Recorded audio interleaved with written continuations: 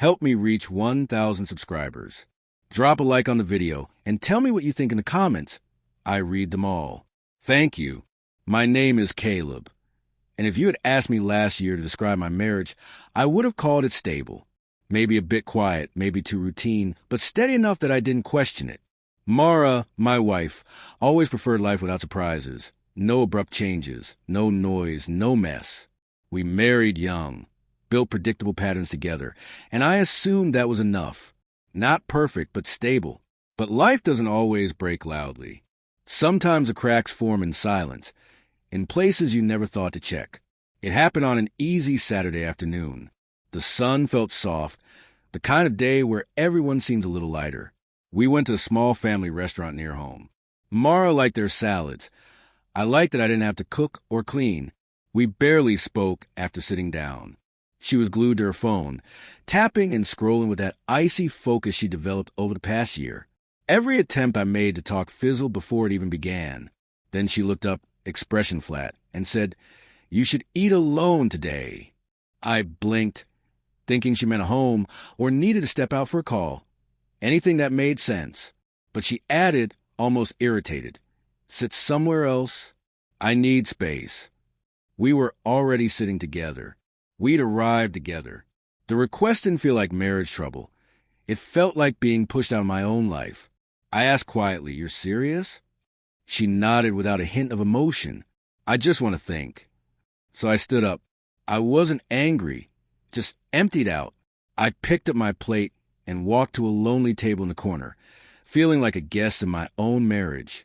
I tried not to look back, but every now and then I'd catch her glancing around, scrolling, taking sips of water, like she was waiting for someone who wasn't me. For the first time in years, the thought crossed my mind. Maybe I'd become invisible in my own home. My food tasted like nothing.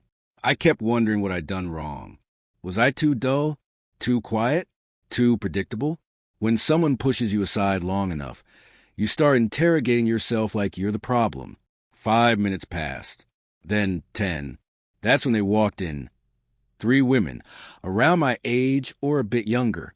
A blonde, a brunette, and one with a short auburn bob that caught every bit of light. They laughed easily, the kind of laughter that warms a room without trying.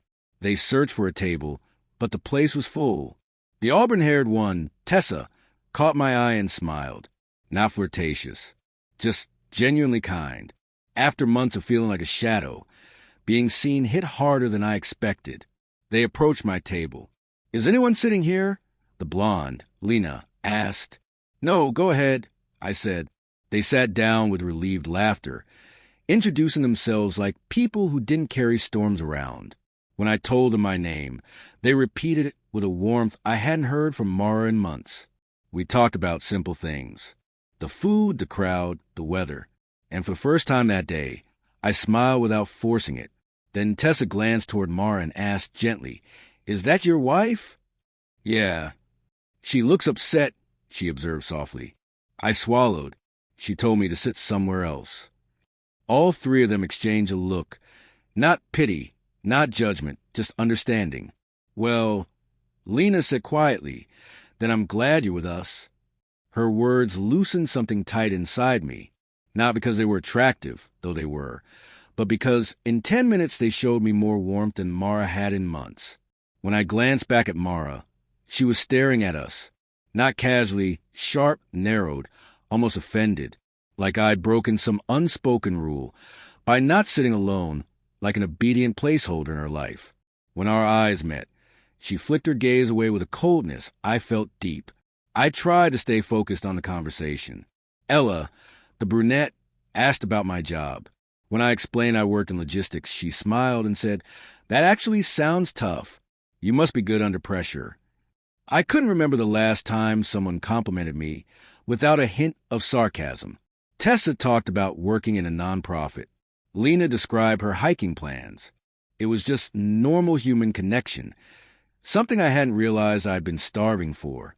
Then Tessa leaned in a little and asked, "Are you okay?" A simple question, but it landed heavy. It meant she actually noticed something. I hesitated. "I don't know." She nodded gently. That's still an answer. Before I could say anything else, A harsh scrape cut across the floor, a chair being pushed back. Mara, she stood up stiffly, lifted her purse, and walked straight out of the restaurant. No goodbye, no glance back, just gone. I stared at the door long after it closed. Part of me wanted to chase her and ask what was wrong. That part had been running for years. But another part, quiet, exhausted, kept me in my seat. And for once, staying still felt right. She just left, Ella murmured. Yeah, I said. I guess she did. You didn't deserve that, Tessa said softly. Not like that. We finished eating with gentler conversation. When they got up to leave, each gave me a small, warm smile. It was really nice meeting you, Caleb, Tessa said. Take care of yourself. You too, I said. When they walked away, I looked at the empty chair where Mara should have been. It felt symbolic, like she'd vacated that space a long time ago. I paid for both our meals, not out of generosity, just to close the moment cleanly. Outside, the air felt sharper and strangely clear, like stepping out a long fog. I expected anger or confusion. Instead, I felt clarity, an understanding that something had been broken for a long time, and I'd been the only one trying to hold the pieces together. When Mara finally came home that night, she didn't mention anything. She just said she needed time to think, like the distance between us had only started that afternoon. But something inside me had shifted. I realized I couldn't keep eating alone. Not physically, not emotionally, not spiritually, while pretending we were still a team. It took 3 kind strangers to show me how lonely I had become and how much more I deserved in silence from the person who promised to share her life with me. That day didn't end my marriage, but it ended my denial. And sometimes that's where everything truly begins.